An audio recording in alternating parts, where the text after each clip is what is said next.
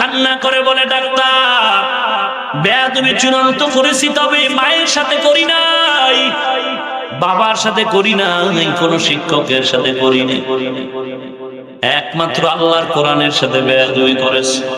একটা ঘড়ি চুরি করার জন্য আল্লাহর ঘরে গেলাম, ঘড়িটা হাতে ধরতে পারি না বিদায় আল্লাহর কোরআন নিচে রেখে দাঁড়াইয়া কোরআনের উপরে দাঁড়ায় ঘড়িটা নামিস।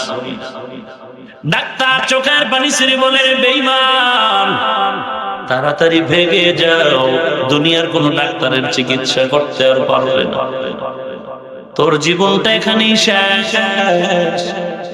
ইন্না বাতশা রাব্বিকা লাশাদীদ, আল্লাহর ধরা বড় কঠিন ধরা।